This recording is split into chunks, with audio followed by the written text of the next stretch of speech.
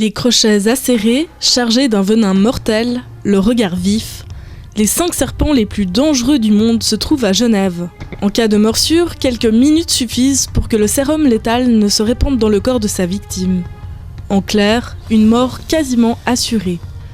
Depuis samedi, les reptiles tant redoutés sont exposés à Palexpo sous l'œil bienveillant de Karim Amri, l'organisateur, qui, malgré le risque, ne craint pas de les approcher. Alors ça, c'est un des 5 serpents les plus dangereux au monde.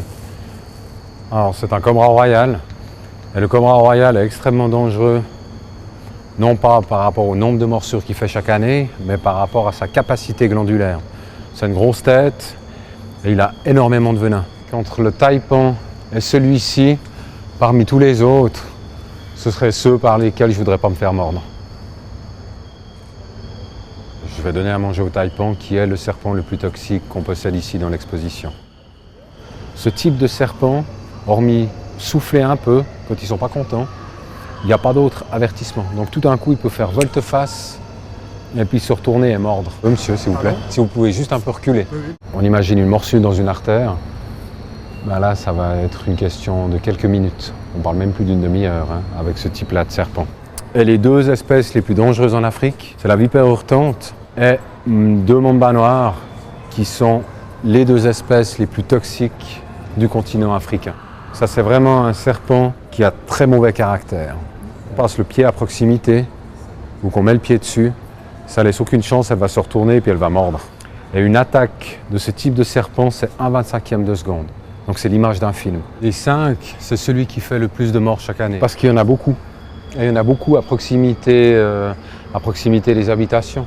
Mais à part ça, à Genève même, dans certaines zones de la ville plus sauvages, on a des vipères qui y vivent aussi. C'est un animal qui est potentiellement mortel, mais statistiquement, c'est un mort tous les 10 ans.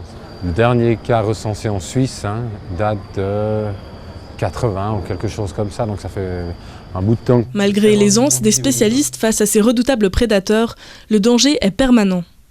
Karim a eu droit à une grave morsure, Cédric, lui, y a laissé un doigt. C'est un cobra cracheur, Naia siamensis d'Indonésie. Vu qu'il était cracheur, c'est pour ça que ça a causé des nécroses puis qu'il a fallu amputer en fait.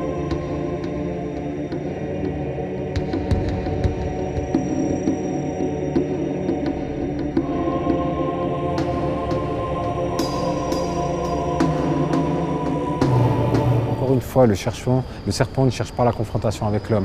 Donc quand il entend, il part. Donc la plupart du temps, même si vous allez faire un pique-nique ou vous baladez dans un coin où il y a des vipères, elles seront parties bien avant que vous ayez pu les apercevoir. L'exposition Reptiles du Monde est à découvrir jusqu'au 2 novembre.